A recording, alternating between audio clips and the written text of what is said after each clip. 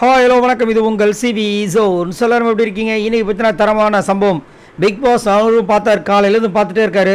நீங்கள் ஆடுற மாதிரி தெரில, நான் காலையில் அடித்து பார்த்தேன், உங்களை அசிங்கப்படுத்தியும் பார்த்தாச்சு, நானே இறங்குவேன் விளையாடுறதுக்கு பரவாயில்லையான்னு கேட்டும் பார்த்தாச்சு, நீங்கள் விளையாடுற மாதிரி தெரியல. அப்போ நான் என்னுடைய வேலையை காட்டுன்னு சொல்லிட்டு அவர் களத்தில் இறங்கிட்டார். இப்போ இறங்கி என்ன பண்ணுறாருன்னா, புதுசாக ஒரு சூப்பரான ஒரு டாஸ்க் கொடுக்குறாரு. அதாவது இவங்களுக்கு அவங்களாம் கிரியேட்டிவ் மைண்டாக ஏதாவது பண்ணுவாங்கன்னு பார்த்தாரு. எல்லா டாஸ்க்கும் எல்லா சீசனும் அப்படி தான் நடந்திருக்கு. ஆனால் இந்த சீசனில் உங்களுக்கே தெரியும், எல்லாமே அட்டகாசம் பண்ணுறவங்களாம் இருக்காங்க. அதனால் அவரே ஒரு டாஸ்க் கொடுத்துட்டாரு. என்னன்னா கொடி டாஸ்க்கு. என்ன கொடி டாஸ்க்னால் 3 கொடி ஈச் கொடுத்துருவாங்க. அது எப்படின்னா, தர்பி சாம்ராஜ்யத்தோட கொடியை கானா ராஜ்யத்துக்கு கொடுத்துருவாங்க. கானா ராஜ்யத்தோட கொடியை தர்பீஸ் ராஜ்யத்துக்கு கொடுத்துருவாங்க. இப்போ பஸர் அடித்தவொடனே 3 அந்த கொடியை எடுத்துகிட்டு போய் உள்ளே போய் மறைச்சி வைக்கணும். எங்கே வேணால் மறைச்சி வச்சுக்கலாம். அந்த பிக் பாஸ் வீட்டுக்குள்ளே ட்ரெஸ்ஸுக்குள்ளெல்லாம் மறைக்கக்கூடாது, சரிங்களா? மறைச்சி வச்சுட்டு வந்துடணும். அதே மாதிரி அந்த டீமை போய் மறைச்சி வச்சுட்டு வந்துடணும். அதுக்கப்புறம் பஸர் அடிக்கும்போது 2 பேர் ஈச் டீமில் 2 பேர் போயிட்டு அதை தேடணும்.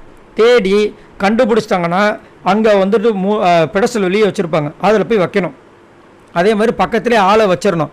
சப்போஸ் ஆள் இல்லைன்னா வச்சதுக்கப்புறம் இவங்க போன நேரத்தில் இன்னொருத்தங்க டீம் ஆப்போசிட் டீம் இருக்காங்க பாருங்கள், அவங்க எடுத்து திரும்ப மறைச்சியும் வைக்கலாம். ஸோ இந்த மாதிரி ஒரு விஷயம் செமையாக கொடுத்துருக்காரு. இதையாவது ஒழுங்காக பண்ணி தொலைங்க அப்படின்ற மாதிரி பிக் பாஸ் கேட்டிருக்காரு. அது மட்டும் இல்லாமல் இது முற்றிலும் ஃபன் டாஸ்க்கு, ஃபன்னாக தான் இருக்கணும்னு சொல்லி ஒரு வார்னிங் கொடுத்துருக்காரு. அதில் தயவு செஞ்சு அவங்ககிட்ட சொல்லுங்கள், திரும்ப இதுலேயும் போய் சண்டை போட்டுற போகிறாங்கன்ற மாதிரி சொல்லி அமைச்சிருக்காரு. ஸோ கண்டிப்பாக இந்த டாஸ்க்காவது ஒழுங்காக போகும்னு நினைக்கிறேன். ஆனால் இதில் ஃபன்னு வரதுக்கு வாய்ப்பு இல்லை. கண்டிப்பாக இதுலேயும் முட்டிப்பாங்கன்னு தான் நினைக்கிறேன். பார்க்கலாம் என்ன நடக்குதுன்னு. இன்னும் ஒரு காரணம்னா, எல்லாருமே இன்னுமே அந்த ஒரு பர்சனல் வெஞ்சன்ஸோடு இருக்காங்க. அதுதான் கொடுமை. எல்லோரும் மனம் திறந்து கேமை விளையாடணும், கேமை சிங்கிள் ஹேண்டில் விளையாடலாம், நான் இதில் ஜெயிக்கணும் அப்படின்னு இல்லை. யார் வேணாலும் ஜெயிச்சுட்டு போட்டோம், நம்மக்கிட்ட சண்டைக்கு வந்தாங்கன்னா அவங்கள விடக்கூடாது அப்படின்னு நினச்சிட்டு இருக்காங்க. அதுதான் இங்கே இந்த சீசனோட பெரிய தோல்வியை நான் பார்க்குறேன். உங்களோட கருத்துக்களை சொல்லுங்கள் பாய் நண்பர்களே.